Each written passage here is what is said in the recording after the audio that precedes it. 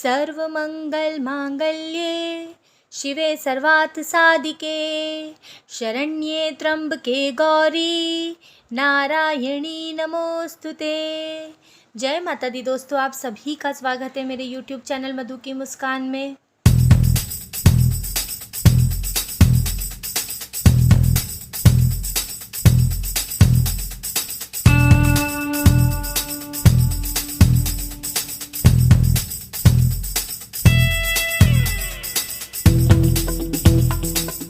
तो दोस्तों आज है 25 जून, ये है सैटरडे मॉर्निंग की क्लिपिंग। सारे मॉर्निंग के रूटीन वर्क मैंने कर लिए हैं और अब मैं लगाने जा रही हूँ आटा। सोचा पहले मैं आटा मल के रख भी देती हूँ, क्योंकि है ना वैसे भी रोटी बनाने के थोड़ी देर पहले आटा लगाना चाहिए ताकि रोटी भी फुली फुली बनती है। और मुझे गौ माता की भी रोटी बनानी थी। यहाँ पर मैंने छोटी वाली गैस पर है ना दूध भी रख दिया है, ताकि मैं थोड़ा सा हल्का दूध है ना गुनगुना गर्म करके उसमें बिस्किट डाल के डॉगी को भी दे दूं। और फिर अभी आप देखेंगे कि मैंने पहले तो ना चाय के लिए थोड़ा सा दूध रखा था पतीली में। फिर पता नहीं बाद में मेरा मूड चेंज हो गया, मुझे कुछ अच्छा नहीं लग रहा था, बहुत अपसेट हूँ। आप मुझे आटा मलते हुए भी देख रहे होंगे कि मेरे दिमाग में बहुत सारी बातें चल रही है, बहुत मैं परेशान सी थी, कुछ अच्छा नहीं लग रहा था। फिर सोचा चलिए आज है ना अपने मेरा माइंड भी डाइवर्ट हो जाएगा।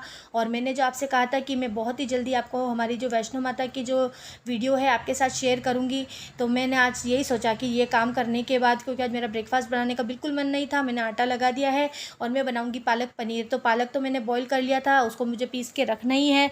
और मैंने हस्बैंड को कॉल कर दिया था कि आप आते हुए पनीर लेते हुए आना, क्योंकि वो भी 2 o'clock समथिंग आएंगे। तो फिर मैंने सोचा मैं तभी बनाऊंगी, पालक पनीर बनाने में ज़्यादा टाइम नहीं लगता है। तो आज मैं आपके साथ पालक पनीर की रेसिपी शेयर करूंगी। और ये देखिए मैंने है ना जो थोड़ा एक्स्ट्रा दूध था वो तो मैंने है ना लोटे में डाल दिया है, थोड़ा मैंने डॉगी के लिए कटोरी में निकाल लिया। और फिर बाद में जो चाय के लिए रखा था ना दूध, वो भी मैंने वापस ना लोटे में ही डाल दिया। मन ही नहीं हुआ मेरा चाय पीने का।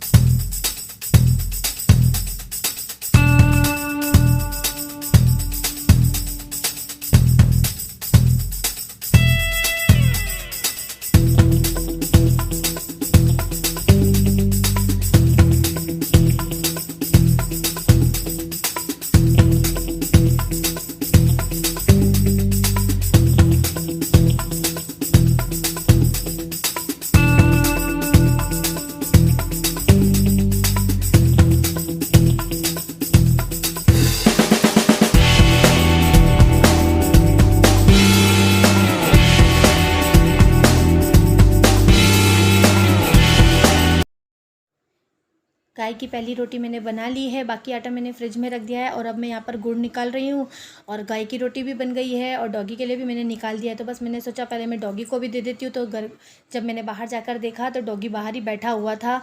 और ये जो दूध मैंने लोटे में रखा है वो मैं है ना डाइनिंग टेबल पर रख रही हूँ, ताकि पड़ा पड़ा वो वहीं पर ठंडा भी हो जाएगा और मैं वापस से उसको फ्रिज में रख दूँगी।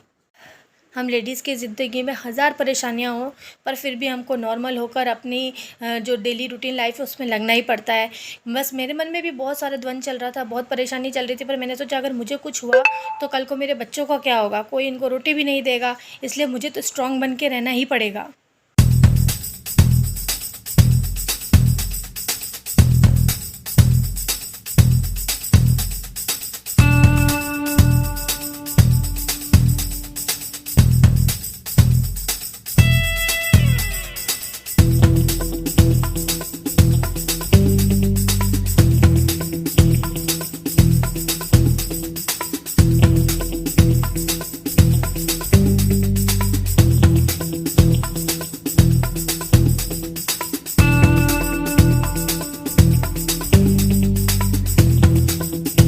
डॉगी को जब मैंने दूध बिस्किट दे दिया तो मैंने गाय को भी देख लिया था, बट जब तक मैं गाय की रोटी लेकर नीचे आई वो थोड़ी आगे चली गई थी। तो बस मैं यहाँ पर गौ माता को रोटी देने ही जा रही हूँ।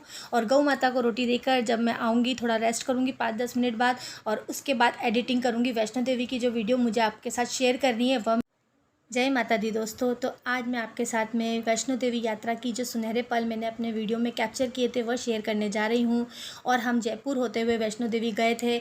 तो यहाँ पर ये गौरव टावर की वीडियो है, हम एक दिन यहाँ रुके थे जयपुर में। और अब जो आप आगे की वीडियो देखेंगे तो ये जयपुर से जम्मू का सफ़र है हमारा ट्रेन से। तो पहले से ही आपको यहाँ पर ऑनलाइन बुकिंग करवानी चाहिए ताकि यात्रा में कोई परेशानी ना आए। और वैष्णो देवी जाने के लिए बेस्ट ऑप्शन ट्रेन है। हम भी ट्रेन से ही गए थे और यह यात्रा हमारी बहुत यादगार रही। माता रानी के आशीर्वाद से पहले हम जम्मू तवी उतरे, उसके बाद बस से हम कटरा गए, वहाँ हम दोपहर तक पहुँच गए थे। फिर पास ही एक होटल हमने 2 दिन के लिए ली, वहाँ पर खाना खाया और हमने रेस्ट किया और फिर शाम को हमने वैष्णो देवी की चढ़ाई प्रारंभ कर दी थी। मैंने मन्नत मांगी थी माता रानी से कि जब मेरा बेटा 5 साल का हो जाएगा तो माता रानी आप हमें दर्शन करने ज़रूर बुलाना।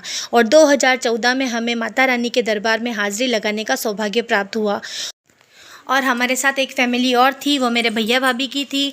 और हमारी जो ये वैष्णो देवी की यात्रा है ना, बहुत मेमोरेबल रही। हम सब ने एक साथ में बहुत इन्जॉय किया। और जब हम जम्मू कटरा पहुंच गए तो वहाँ हमने 2 दिन के लिए एक रूम ले लिया था, छोटा ही लिया था क्योंकि हमें वहाँ स्टे तो करना नहीं था। तो बस हम दिन में पहुँचे, खाना वाना खा के रेस्ट किया आराम से नहा के, और फिर हम शाम को हमारी वैष्णो देवी की जो हमने यात्रा है आरंभ कर दी थी। और क्योंकि हमने शाम को 6 बजे स्टार्ट की और 4 छोटे छोटे बच्चे हमारे साथ थे, उस समय तो इशिका भी बहुत छोटी थी, तो हमने खच्चर कर लिए थे ताकि हमें समय पर दर्शन हो जाए। और जम्मू कटरा से वैष्णो देवी की जो यात्रा है वो 10 किलोमीटर है, और उससे ऊपर जो हमें भैरव बाबा के दर्शन के लिए जाना होता है तो वो 3 किलोमीटर है। तो बिना भैरव बाबा के दर्शन किए आपकी जो ये यात्रा है ना, कभी संपूर्ण नहीं हो सकती। इसलिए जब भी आप वैष्णो देवी जाएं तो भैरव बाबा के दर्शन ज़रूर करें।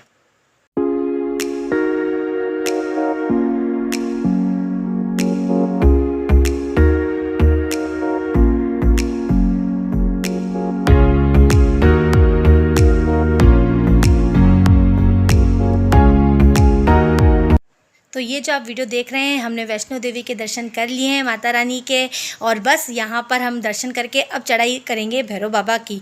तो यहाँ पर हम है ना बाहर निकल चुके थे क्योंकि वहाँ पर कैमरा अलाउ नहीं था, तो इसलिए मैंने वहाँ अंदर की वीडियो नहीं ली है। और यहाँ हम थोड़ा रेस्ट कर रहे हैं क्योंकि हमने ना मतलब शाम को हमने कुछ भी नहीं खाया था और हम खाली पेट ही चढ़ाई हमने स्टार्ट की थी। तो बच्चों को भी भूख लगी थी, दर्शन हो गए थे, तो हमने थोड़ा बहुत नाश्ता ले लिया था। और अब हम चढ़ाई करेंगे भैरव बाबा की। और सबसे अच्छा मुझे यह लगा कि हमने अपने जीवन की एक रात भैरव बाबा और माता रानी के दरबार में बिताने का हमें मौका मिला। हम दोनों ने ही 2 बार दर्शन किए। मेरे हस्बैंड और मैं एक बार तो दर्शन करके आ चुके थे भैरव बाबा के, बट क्योंकि हमने पूरी रात वहीं पे गुजारी थी तो मेरे हस्बैंड ने कहा चलो ये मौका कब बार बार मिलता है, तो हम एक बार फिर से भैरव बाबा के दरबार में हाजिरी देने गए।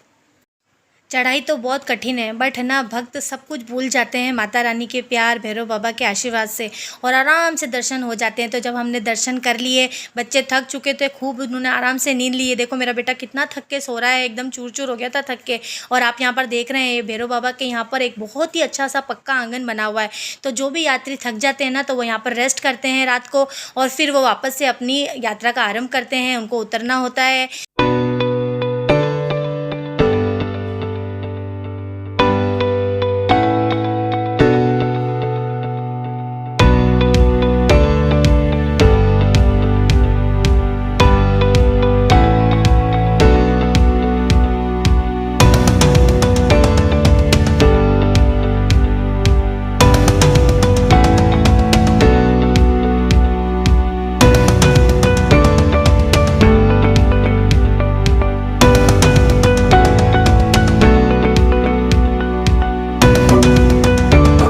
घाटी से माता रानी का जो वैष्णो देवी का दरबार है वो इस तरह से दिखाई देता है, वही मैं आपको वीडियो में दिखा रही हूँ।